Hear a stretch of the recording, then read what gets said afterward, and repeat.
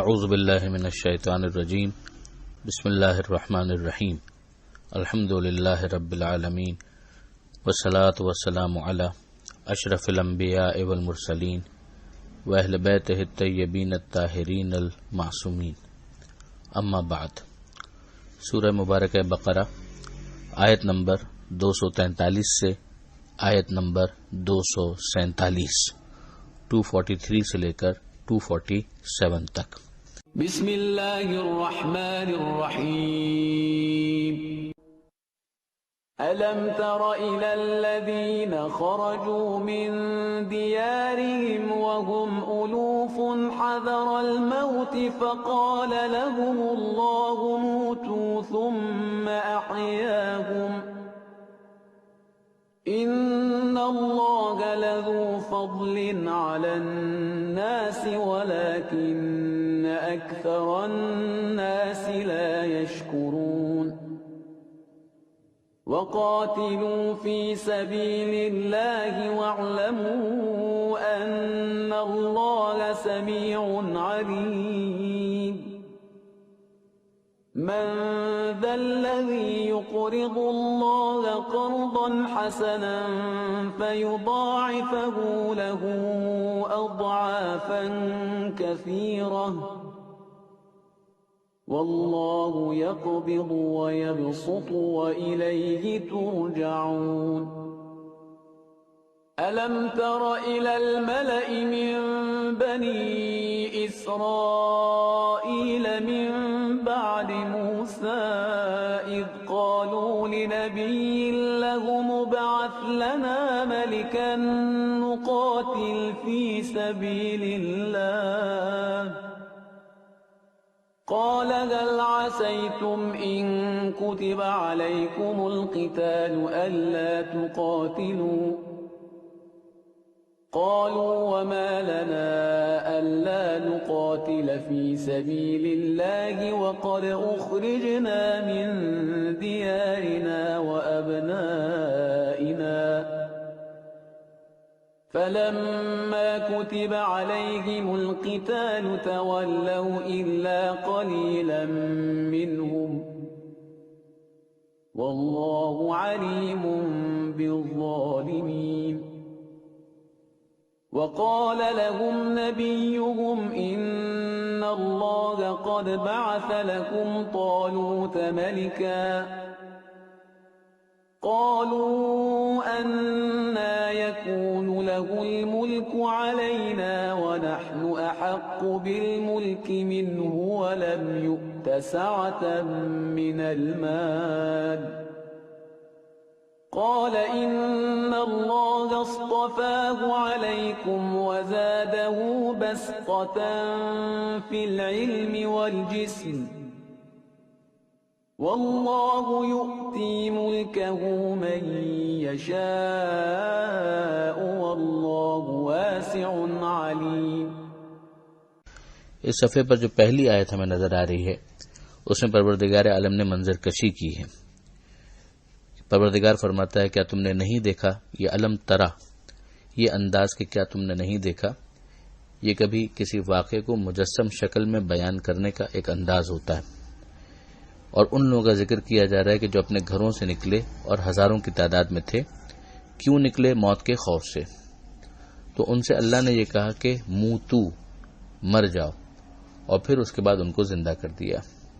اور یقیناً اللہ صاحب فضل ہے انسانوں کے اوپر، لیکن انسانوں کی اکثریت اس کے شکر گزار بندے نہیں ہیں۔ اب اس آیت کے اندر جن کا ذکر کیا جا رہا ہے اس کے بارے میں اقوال موجود ہیں کہ ایک گروہ ہے اور ٹھیک ٹھاک بڑا گروہ ہے جو موت کے خوف سے گھروں سے نکلا۔ اس کے پس منظر میں یہ بتایا گیا کہ انہوں نے طاعون کی بیماری کا بہانہ کر کے جہاد سے، میدان جنگ سے فرار اختیار کیا، تو پروردگار عالم نے اسی بیماری کے اندر ان کو مبتلا کیا اور ان کو موت آ گئی۔ اب یہ جو کہا گیا ہے کہ مر جاؤ، یہ وہی انداز ہے کہ کن فیکون، اس کی تعبیر کہ ہو جا اور وہ چیز ہو گئی۔ تو یہ لفظ کہنے کا بھی خدا محتاج نہیں ہے معاذ اللہ، جس کی تشریح خود امیر المومنین حضرت علی علیہ السلام نے نہج البلاغہ میں کی ہے کہ یہ ارادہ پروردگار کی لفظی تعبیر ہے کہ جس کے ذریعے سے قدرت خدا کو سمجھایا گیا ہے. لفظوں میں اتنی طاقت نہیں ہے کہ اس سے زیادہ وضاحت کے ساتھ خدا کی قدرت کو سمجھا سکیں. تو پروردگار عالم نے اس طرح سے انہیں ایک نشان عبرت بنایا کہ موت دی اور اس کے بعد پھر ان کو زندہ کیا اسی دنیا کے اندر. تو اب یہاں سے ہمیں ایک اور بات بھی سمجھ میں آتی ہے کہ پروردگار عالم بعض کیسز کے اندر کم تعداد نہیں، ٹھیک ٹھاک تعداد ہے، ہزاروں کی تعداد ہے، مگر نشانی بنانے کے لیے یہ بھی کرتا ہے کہ اس دنیا کے اندر ہی موت کے بعد ایک مرتبہ پھر انہیں زندہ کر دیا جائے، جس کے بعد رجعت کے عقیدے کے بارے میں امکان کی حد تک کوئی بحث باقی نہیں رہتی. شیخ صدوق علیہ الرحمہ نے بھی ایک مقام پر اسی آیت سے امکان رجعت کے اوپر گفتگو کی ہے. رجعت کی تفصیل اپنے مقام پر ہے، مگر یہاں پر جو سننے والے ہمارے دوست ہیں ان کو میں فقط متوجہ کر رہا ہوں. اس سے پہلے بھی بعض مقامات ایسے آ چکے ہیں جن کی طرف ہم نے متوجہ کیا تھا، مگر یہ بھی آیت انہی میں سے ہے. اس کے بعد پھر پروردگار عالم نے اگلی آیت کے اندر قتال میدان کے اندر جب جہاد کا موقع آ جائے لڑنے کا، جس کی اپنی تفصیل ہے کہ مثلا سامنے والا زیادتی کر رہا ہے، تجاوز کر رہا ہے، حملہ کر رہا ہے، تو اس موقع پر دفاع یہ تو بہرحال کسی کا بھی حق ہے. اور اگر نبی کی موجودگی میں کسی مصلحت کی وجہ سے حکم پروردگار کے ماتحت جہاد ابتدائی کرنا ہو تو اس کی بھی گنجائش موجود ہے. تو وہ تفصیل اپنے مقام پر، مگر جب ایسا موقع آ جائے تو کیا کرو؟ قاتلوا فی سبیل اللہ، پہ اللہ کی راہ میں قتال کرو اور جان لو کہ اللہ سننے والا ہے اور اللہ جاننے والا ہے. یعنی پہلے ایک نمونہ عبرت بیان کیا کہ پہلے بھی ایسے لوگ گزرے ہیں کہ جو جہاد سے قتال سے مختلف بہانوں کے ذریعے فرار اختیار کرتے رہے ہیں اور وہ نشان عبرت بن گئے، تم ان میں سے مت ہو جانا. اب یہاں پر جو اگلی آیت ہے اس میں قرض حسنہ کی بات کی گئی ہے. کیا انسان کے مقام کو بلند کیا ہے پروردگار عالم نے کہ دیا ہوا سب اسی کا ہے، مال اسی کا ہے، سب کچھ اسی کا ہے، اور پھر پروردگار عالم انسان کے اسٹیٹس کو ایلیویٹ کرتا ہے اور ارشاد فرماتا ہے کہ کون ہے جو اللہ کو اچھی طرح سے قرضہ دے. ظاہر ہے کہ قرض حسنہ یعنی قربتاً اللہ، خدا تو محتاج نہیں ہے، مگر بندوں ہی کے کسی کام کے لیے یا مثلا جہاد کے موقع پر، قتال فی سبیل اللہ کے موقع پر مال بھی تو اس کے اندر چاہیے. اگر آپ کوئی سوشل کام کرنا چاہتے ہیں، ویلفیئر کا کام کرنا چاہتے ہیں، اس میں بھی مال چاہیے. اگر یہ مال فی سبیل اللہ ہے اور اذیت پہنچانے کے لیے نہیں ہے، احسان جتانے کے لیے نہیں ہے، تو پھر اللہ اسے اپنے ذمے پر قرض کے طور پر تصور کرتا ہے اور وعدہ کرتا ہے کہ وہ اسے بڑھا چڑھا کر واپس کر دے گا. یعنی تمہارا مال دیا ہوا خدا کا تھا مگر تمہاری طرف ہی پلٹ آئے گا، اور آخر میں یہی کہا گیا کہ تمہیں خدا کی طرف پلٹا دیا جائے گا. تو کیا ہی اچھا ہو انسان کے لیے کہ وہ اس کیفیت میں خدا کی طرف پلٹے کہ پروردگار کی بات پر عمل کرتے ہوئے اس نے خدا کے دیے ہوئے مال کو فی سبیل اللہ خرچ کیا ہو. یہاں پر آخر میں پروردگار عالم نے یہ بھی سمجھایا اس آیت میں کہ اللہ ہی ہے کہ جو رزق کو تنگ کرتا ہے اور رزق کو کشادہ کرتا ہے، کہ بہرحال آخر میں جو کی ہے وہ پروردگار کے پاس ہے.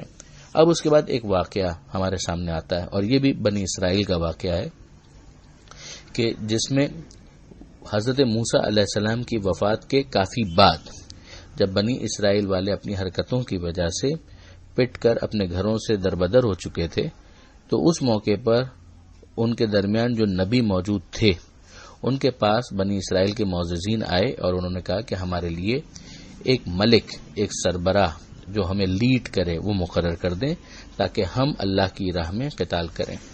یہ وہ افراد تھے کہ جو گھر سے دربدر ہو چکے تھے، بے گھر ہو چکے تھے، مگر قتال کو انہوں نے فی سبیل اللہ کہا. اس سے بھی سمجھ میں آتا ہے کہ اگر دفاع بھی انسان اگر کر رہا ہو اور خدا مد نظر ہو تو اس قتال کو فی سبیل اللہ ہی کہا جائے گا. یا اپنے حقوق کو واپس لینے کے لیے ہونے والے ظلم کے اوپر اگر ایک انسان اقدام کرتا ہے بہادری کے ساتھ تو اس کو بھی فی سبیل اللہ کہا جائے گا. یہ لوگ کتنے ثابت قدم رہے وہ تو آگے پتہ چل رہا ہے.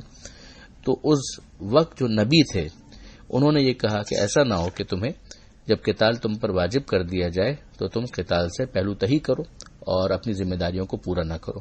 تو انہوں نے عذر یہی کیا کہ کیسے ممکن ہے کہ ہم قتال نہ کریں، بلکہ عذر نہیں، انہوں نے تو آگے بڑھ کر اپنے اقدام کے بارے میں اپنے عزم کو بتایا کہ ہمیں ہمارے گھروں سے نکال دیا گیا ہے، ہمارے بچوں کو بھی گھروں سے نکال دیا گیا ہے. مگر ہوا کیا کہ جب ان کے اوپر قتال کو واجب کر دیا گیا تو ان میں سے ایک بڑی تعداد ہے کہ جو پیٹ پھرا کر بھاگ گئی اور قتال میں شامل نہیں ہوئی۔ اللہ ظالمین سے خوب واقف ہے، اللہ جانتا ہے کہ ظالم کون ہے۔ یہاں پر چند چیزیں ہمیں اس واقعے کے ذریعے سے بھی سمجھ میں آئی۔ نمبر 1 کہ اس بات کا مطالبہ کرنا کہ ہمارے لیے ایک ملک، ایک سردار، ایک بادشاہ کو مقرر کر دیجئے، یعنی وہ بھی اس بات کو سمجھتے تھے کہ حاکم کا تعین خدا کی طرف سے ہونا چاہیے۔ تو نبی نے بھی یہی کہا کہ پروردگار نے تمہارے لیے متعین کیا ہے، جو آگے بات آ رہی ہے کہ انہوں نے یہ کہا کہ اللہ نے تمہارے لیے طالوت کو ملک مبعوث کیا ہے۔ یہاں پر ہمیں ایک اور بات سمجھ میں آ گئی کہ پروردگار عالم نبیوں کے علاوہ بھی کسی اور کے لیے بعثت کے لفظ کو استعمال کرتا ہے کہ مبعوث کرنا، مقرر کرنا خدا کی طرف سے، یہ نبیوں سے مخصوص نہیں ہے۔ نبیوں کے لیے تو یقیناً یہ لفظ استعمال ہوا، لیکن نبیوں کے علاوہ بھی یہ لفظ استعمال ہوا ہے غیر نبی کے لیے۔ اور اس کے ساتھ ہی ہمیں یہ بھی سمجھ میں آ گیا کہ طریقہ ان پرنسپل یہی ہونا چاہیے کہ حاکم کو خدا کی طرف سے مقرر ہونا چاہیے، جس کے بعد مسلمانوں کے بہت سے اختلافی مسائل اس کے اندر حل ہو جاتے ہیں۔ ہمیں یہ بھی سمجھ میں آیا کہ اگر کوئی شخص میدان قتال سے فرار اختیار کرے، پیٹ پھرائے، تو اللہ اس کو ظالم شمار کرتا ہے۔ واللہ علیم بالظالمین، یعنی وہ جو پیٹ پھرانے والے تھے ان کو خدا نے ظالم سے شمار کیا ہے، ظالم کہہ کر ظالموں کی فہرست میں شمار کیا۔ اس سے پہلے ہم سورہ بقرہ میں ہی حضرت ابراہیم علیہ السلام کی دعا میں جواباً یہ پڑھ چکے ہیں کہ لا ینال عہد الظالمین، کہ اللہ نے یہ فرمایا کہ یہ عہدہ امامت میرا ظالمین تک نہیں جائے گا۔ تو اسی سے ہمیں یہ بھی سمجھ میں آ گیا کہ جو میدان سے بھاگ جائے اور فرار اختیار کرے، پھر وہ امامت کے لیے ڈسکوالیفائی ہو جاتا ہے، خلافت کے لیے ڈسکوالیفائی ہو جاتا ہے۔ پروردگار عالم کی نظر میں وہ ظالم ہے، تو ظالم ہونے کی وجہ سے وہ امامت کا اہل نہیں رہتا۔ یہ میں بہت محتاط الفاظ میں صرف توجہ کے لیے اور غور کے لیے فوڈ فار تھاٹ کے طور پر آپ کی خدمت میں پیش کر رہا ہوں، باقی آپ اپنے تجزیے کے اندر بہرحال جو بھی رائے قائم کریں وہ قائم کر سکتے ہیں، لیکن یہ تو الفاظ قرآنی سے بالکل سمجھ میں آ رہا ہے۔ تو آگے پھر جو ڈائلاگ ہے وہ یہی ہے کہ نبی نے ان سے کہا کہ اللہ نے تمہارے لیے طالوت کو ملک، بادشاہ کے طور پر مقرر کیا ہے۔ تو انہوں نے پھر اعتراض کیا، یعنی نص کو قبول کرنے سے انکار کر دیا۔ پہلے کہا تھا کہ آپ مقرر کر دیں، اور جب مقرر کر دیا تو پھر انہوں نے انکار کر دیا، اعتراض کیا۔ تو یہاں پر ہمیں یہ بھی سمجھ میں آیا کہ نص کا انکار کرنے والے بھی امت میں ہوتے ہیں۔ یہ کہہ کر بات کو نہیں ٹالا جا سکتا کہ اگر نبی نے بتا دیا ہوتا تو پھر کیسے انکار کیا جاتا۔ یہاں پر ہمارے سامنے ہے، نبی نے بتایا اور انہوں نے اعتراض کیا۔ اور اعتراض کیا کہ ہم زیادہ حقدار ہیں اس بات کے، اس لیے کہ طالوت کے پاس مال نہیں ہے۔ پروردگار نے اس کو ریجیکٹ کیا، اور حضرت اشمعیل جو ایک قول کے مطابق اس وقت نبی تھے، انہوں نے دو چیزوں کا حوالہ دیا، علم اور جسمانی طاقت، کہ صحت بھی ان کے پاس ہے، شجاعت بھی ان کے پاس ہے، اور علم بھی ان کے پاس ہے۔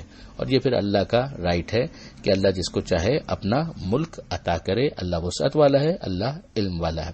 یہیں سے ہمیں یہ سمجھ میں آیا کہ یہ دو بنیادی کوالٹیز ہیں جو لیڈرشپ کی کوالٹیز ہیں، جس میں میدان میں جانا بھی ہو، انتظام مملکت بھی ہو، ان تمام تر چیزوں کے لیے ان دو بنیادی چیزوں کی ضرورت ہوتی ہے، علم اور جسم۔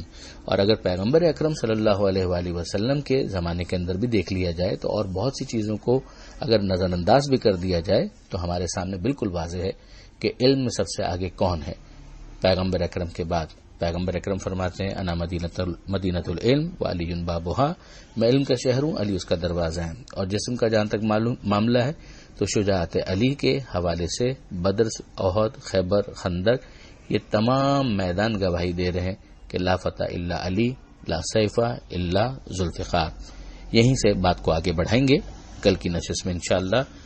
پروردگار عالم سے دعا ہے قرآن سمجھنے اور اس پر عمل کرنے کی توفیق عطا فرما، اور وارث قرآن امام زمانہ کے ظہور میں تعجیل فرما۔